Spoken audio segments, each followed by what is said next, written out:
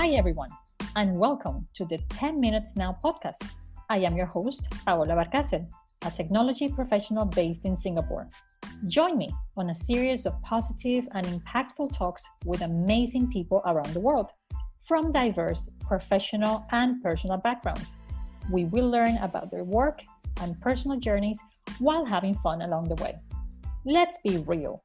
We all need some positive stories right now. So let's get started.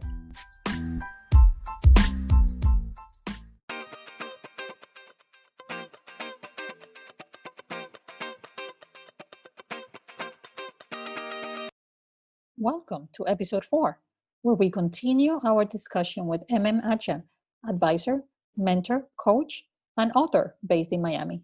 In the previous episode, we touched mostly on positive experiences in the workplace and how COVID has changed the way her team works. Today, we'll focus on the initiatives she's involved in outside Spotify, including lectures, counseling, and mentorship. Let's get started.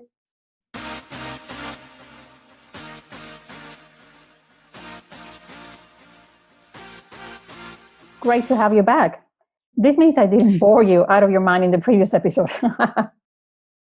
No, never. It was amazing and great. And I always like talking about these things. Exactly. Good. And it's like a chat anyway. So today I'd like to share with our listeners your involvement in various initiatives outside work, including career seminars, student counseling. Can you give us a snippet of this and how these have helped you improve as a person and also as a professional?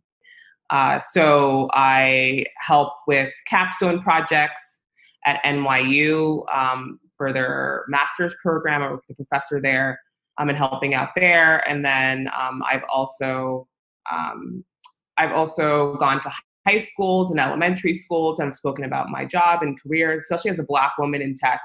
You know, there's not many of us. So I really like going to areas where people can see someone who looks like me, who looks like themselves, and speak about my experience. And then personally, I'll do like one-to-one guidance on career and resume help and interview prep, all centered around career. That's really good. And that takes you to our next point about mentorship, helping others, especially young people. And this is something that I'm personally exploring to help younger people here in Singapore. In your view, what is the single biggest benefit about being a mentor and having a mentee or various mentees during your career? I see it as a parallel to I'm lucky to be the youngest. My siblings have been informal mentors and they're so successful in their own right. Naturally, they'll make mistakes, but they're at maybe, they're older than me. And so I'll see them do something and they'll share it back to me. And I'm like, okay, you've sort of gone through something that I can avoid. It's almost like a little bit of a sacrifice. And I'm extremely grateful. You might have a formal mentor or you might have informal mentors like myself, like your friends, your family.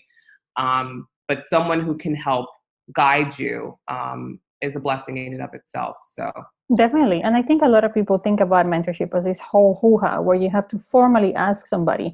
And like you said, it could be something informal. It could be friends, family. It doesn't necessarily have to be something very structured. Obviously, in many companies, they do have mentorship programs and they will pair you up with somebody, but it might be somebody who you don't like or there is no kind of click. So it's very important for people to feel comfortable and basically seek guidance from a person that they admire.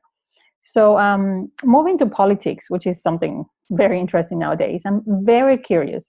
How do you get to be involved in politics for the former President Obama as a fellow? And what was the single most inspiring thing you learned from that experience? He was having a fellowship program. It was summer of 2008. So this was just right before he got elected. And of course, everyone's energized. So kind of just to help with voting registration and really engaging with local communities, he launched this fellowship program that you could apply for. So they had their own application system and I went through the process and was interviewed and then joined. And my remit was within where I was in New Jersey. I would go out and get people to register to vote and really help just get people engaged in the politics process of all ages. I think the best part was a sense of community that happened. So it was a great moment and being able to partake in that. And then I also shook his hand, which Oh, was wow. amazing, at like a breakfast. That was just, and he's just so accessible. He actually came to Singapore a few months ago as a speaker at a private event, and I forked out a lot of money to see him. And that basically tells you that you have to be humble, and the more humble you are, the more likable. You don't necessarily have to be somebody who's nasty to succeed. He's definitely an example for everybody, and most people miss him actually. Good. What is the one thing that, in your view, can help our listeners? What is the one thing that you think can help them have a happy life? Oh, wow. To help someone have a happy life. It could be anything. Maybe this is like a shameless plug for my future book. I think that you should, I really honestly think that people need to approach jobs like their dating lives. Honestly, kind of just recognizing that things are just not linear. And so you might make some mistakes. It's okay to leave jobs. And I almost feel like we're a bit more productive, and it's almost like a sigh of relief that this part of our lives that we might hide is now being exposed in a way. So I'm just trying to tie this back into like what things will make you happy. The more that you can show of yourself in any capacity in your life, everyone wants to be seen. Either that's your job or relationship, whatever space that you occupy will work in your favor. And if you feel like you are not feeling seen or understood, or you're hiding parts of yourself, it will, it's going to eat away at you. So really, really aim to feel like you're being seen and doing a self-assessment of that.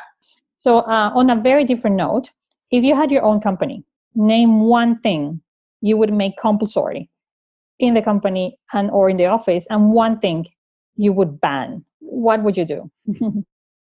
Oh, that's a great question. Oh, with the questions. So mandatory is unconscious bias training.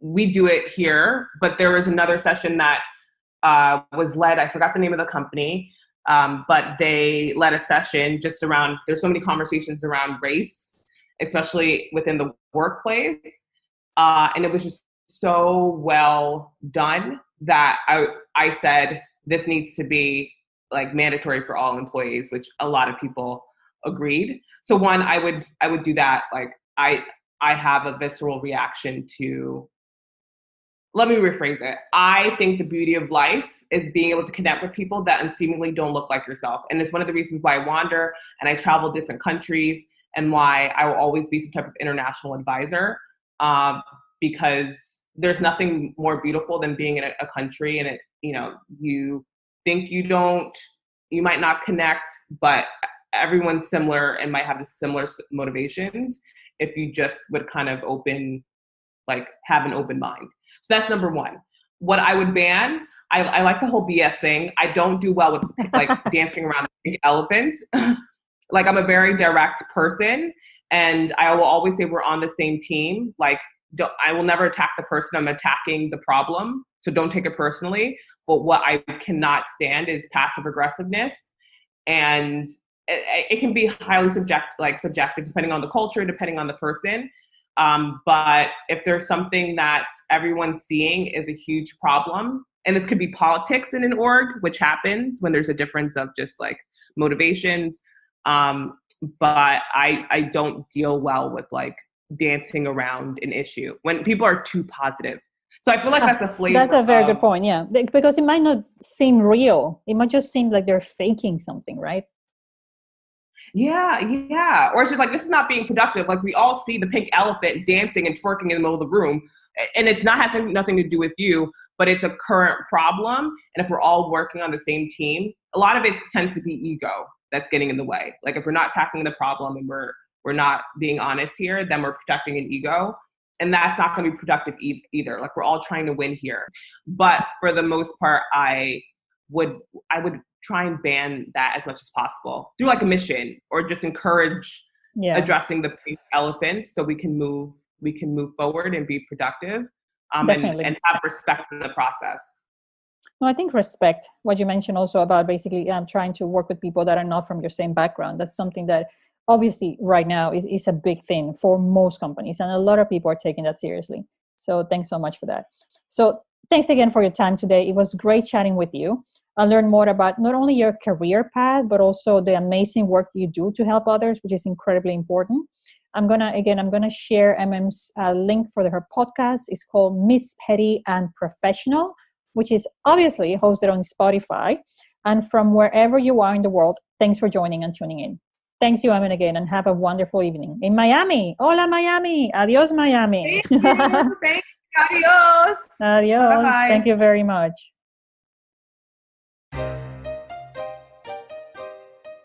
Thanks for joining us on episode 4 of 10 Minutes Now. And thanks again to Emem for sharing so many great learnings. Every time I speak with remarkable people, they always have something in common. They work hard to make a difference in the world in any way they can. Let's stay positive, everyone. This is Paola Barcacel, and thanks for tuning in to 10 Minutes Now.